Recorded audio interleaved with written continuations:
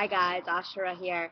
I'm talking about persecution from the psychology and psychotherapy field and tips for clients and professionals. This morning I woke up to an email from Psychology Today and they had suspended my profile.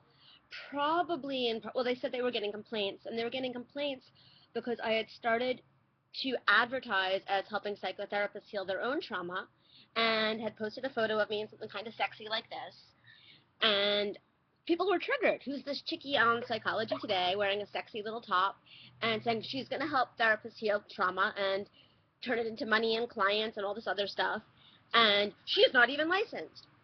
So the point of this video is how much persecution of the divine feminine exists within the psychology and psychotherapy field, and what you can do if you are a client who's being persecuted, if you are a professional who is triggered by the divine feminine and by women's power, and finally, what you could do if you're a professional who wants to step into the female divine power and is afraid of getting persecuted. So there's lots of aspects to this. Okay, 2 reasons why this exists, and I'll get to the tips in a minute. This exists, number one, because the psychotherapy field is couched in society. A lot of theory still comes from Freud.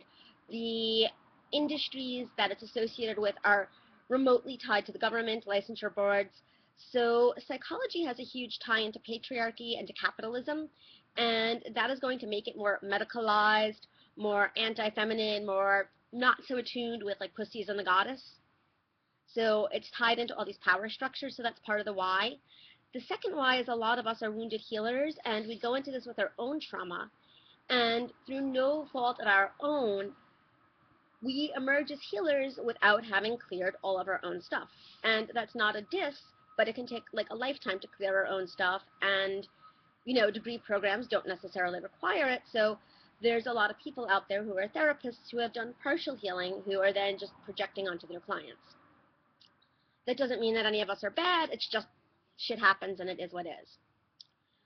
So if you are a client who's been persecuted for talking about trauma or for standing in your sacred feminine, what can you do? If you are a therapist who gets triggered by this, what can you do? And if you are a therapist or coach or healer who wants to stand in your authority and not be a part of this mess, what can you do? Okay.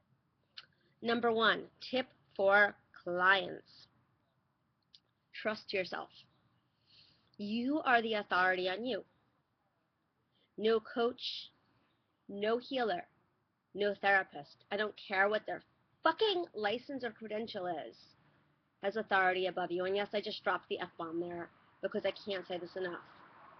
You, beloved client, are the expert on you. If you think a trauma happened, you get to explore that. If you want to go into sacred sexuality or the goddess, you get to explore that. Number two, if you are a therapist or a coach who is into this quote-unquote alternative stuff, the body, the spirit, the sacred feminine, whatever, and you are getting crap from the big field, from licensure or whatever, I invite you to ask yourself where your true power lies.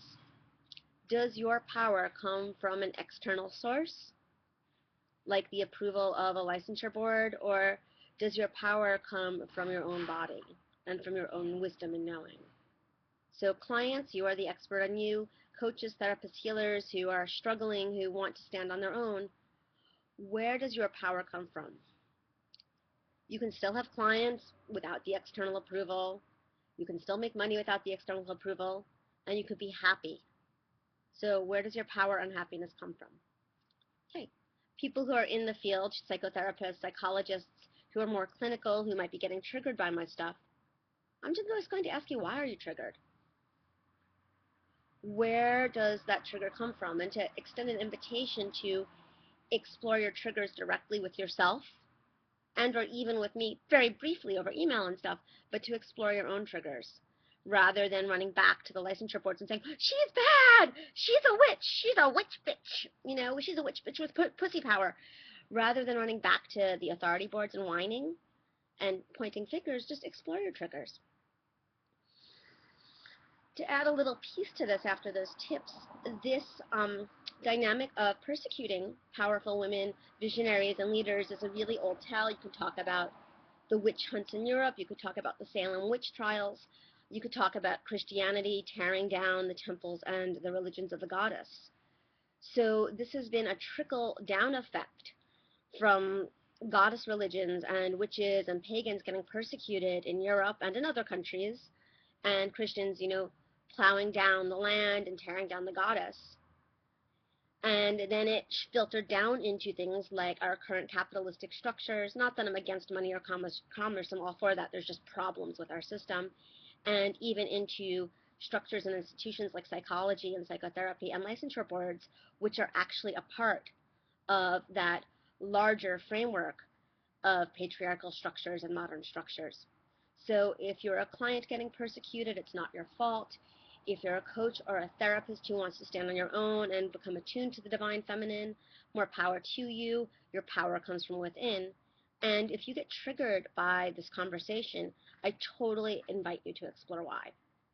As an aside, I am having a free call tonight on Divine Wealth Alchemy, inviting female healers to clear their own trauma and to use that to step into right fit clients and more financial cash and abundance. And I will also post that dial-in info below. Namaste, aloha, and thank you.